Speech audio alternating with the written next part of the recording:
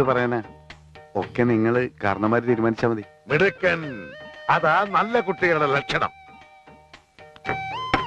സഹിഷ്ണുത കുറവല്ലേ? അതായത് ഒന്ന് കിട്ടിയാൽ തിരിച്ചടിക്കണം, അത് തിരിച്ചു കൊടുക്കാതെ പറ്റില്ല.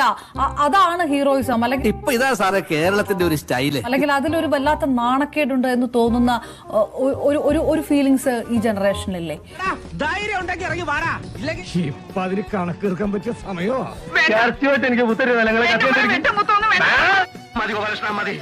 എനിക്കിപ്പോ അവരെ കാണണം, എനിക്ക് അവരോട് പ്രതികാരം ചെയ്യണം.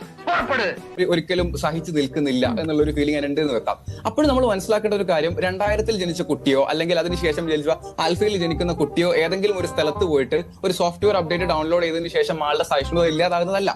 ഇതാരാ യുദ്ധഭൂമിയിൽ ഒരു പുതിയ ഭടൻ? ആരാണെന്ന് ചോദിച്ചാ എനിക്കും അറിയില്ല. ആളെ വളർത്തിയെടുക്കുന്ന എൻവയൺമെന്റുകൾ ഉണ്ട്. ഏതായാലും ചങ്ക് പൊളപ്പ സാധനം തന്നെ. ഇപ്പൊ നമ്മൾ സിനിമകളെ കുറിച്ച് ചർച്ച ചെയ്തോന്ന് അറിയില്ല, ഇനിയുള്ള ചർച്ചകളിൽ അത് വരുമെന്ന് പ്രതീക്ഷിക്കുകയാണ്. വയലൻസിനെ പ്രൊമോട്ട് ചെയ്യുന്നുണ്ട്. സിനിമകൾ ആരാണ് ഉണ്ടാക്കുന്നത്? ആ കുട്ടി പോകുന്ന സിനിമകളായിട്ട് നമുക്ക് കാണാൻ പഠിക്കാം. അത് പഠിക്കണമെങ്കിൽ എവിടെ നിന്ന് പഠിപ്പിക്കണം? വിദ്യാലയങ്ങളിൽ നിന്ന് പഠിപ്പിക്കണം. ഈ നിൽക്കുന്ന ഘടാഘടിയന്മാരെ വിശ്വസിച്ചിട്ട് ഞങ്ങൾ പിള്ളേരെ കൊണ്ടാക്കുന്നത്. നമ്മൾ 10 വർഷവും 20 വർഷവും മുമ്പുള്ള സിലബസ് ആണ് ഇപ്പോഴും കുട്ടിനെ പഠിപ്പിക്കുന്നത്. എല്ല് കൂടുതലാണല്ലോ. ആരാടാ നീ? ഒരു സോഷ്യൽ മീഡിയ ലോകത്ത് എങ്ങനെ പെരുമാറണം, ഒരാളോട് എങ്ങനെ സംസാരിക്കണം, എന്റെ കൺമുമ്പിൽ എങ്ങനെ വന്ന് നീ പെട്ടുപോയാൽ നിന്നെ ഞാൻ തുപ്പു. പൊളിറ്റിക്കലി കറക്റ്റ് ആയിട്ടുള്ള സ്റ്റേറ്റ്മെന്റ് എന്താണ്, പൊളിറ്റിക്കലി കറക്റ്റ് ആയിട്ട് എങ്ങനെ ഒരാളെ വിമർശിക്കാൻ പറ്റും. ഞാൻ ഇതിനെപ്പറ്റി ഒരു റിസർച്ച് നടത്തിയാ. അപ്പൊ കേരളത്തിന്റെ എത്ര വിദ്യാഭ്യാസ സ്ഥാപനങ്ങളിൽ ഈ കുട്ടികൾക്ക് മെന്റൽ ഹെൽത്ത് സപ്പോർട്ട് കൊടുക്കാനുള്ള സിസ്റ്റം നിലവിലുണ്ട്? ഒരോളം സൃഷ്ടിക്കാൻ തന്നെയാണ് വന്നിരിക്കുന്നത്. സഹിഷ്ണുതയുള്ള വിദ്യാർത്ഥിയെ ഉണ്ടാക്കിയെടുക്കണമെന്നുണ്ടെങ്കിൽ നമ്മൾ അവരെ ബ്ലെയിം ചെയ്യല്ലേ വേണ്ടത്, അവർക്ക് എൻവയൺമെന്റുകൾ ഉണ്ടാക്കി കൊടുക്കണം. എന്നിട്ട് വേണം അത് വെച്ച് അടിച്ചെന്നെ നിറകുന്നാലും പൊട്ടിക്കാൻ.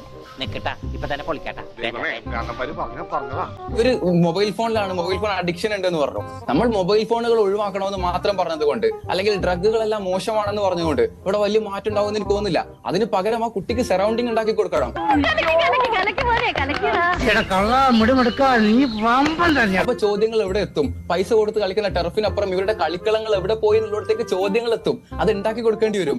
അഭിനന്ദിക്കാൻ സത്യം പറഞ്ഞാൽ എനിക്ക് വാക്കുകൾ കിട്ടുന്നില്ല. അഹങ്കാരം പറയല്ലോ.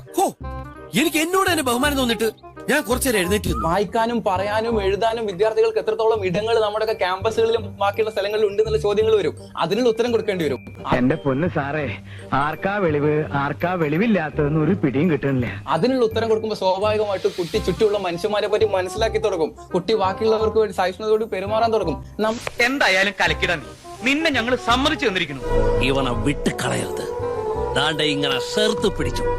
നമ്മൾ കാണുന്നതല്ലേ ലോകത്തെ 10ാമത്തെ വയസ്സിലും 11ാമത്തെ വയസ്സിലും ഓൺട്രപ്രണേഴ്സ് ആവുന്ന കുട്ടികളെ നമ്മൾ കാണുന്നില്ലേ? സോഷ്യൽ മീഡിയയിൽ നല്ല കോണ്ടന്റ് ചെയ്യുന്ന കുട്ടികളെ നമ്മൾ കാണുന്നില്ലേ? വഴിയിൽ ഒരാൾ വീണ് കിടക്കുമ്പോൾ അയാളെ സഹായിച്ചെടുക്കുന്ന കുട്ടികളെ നമ്മൾ കാണുന്നില്ലേ? ഈ ആളുകൾക്കല്ലല്ലോ മോനെ, നിനക്ക് ഭാവി. ഇതെല്ലാം ജനറേഷൻ 2Kയും അല്ലെങ്കിൽ ജനറേഷൻ ആൽഫയും ആണ്. ഇങ്ങനൊരു അറാം മിടുക്കൻ ചെക്കനെ ഞാൻ ഇന്ന് വരെ കണ്ടതില്ല. നിങ്ങൾക്ക് അവിടെ ഫാൻസ് അസോസിയേഷൻ ഒക്കെ രൂപീകരിക്കുന്നുണ്ട്. എനിക്കോ? നിങ്ങൾക്ക് ഇത്ര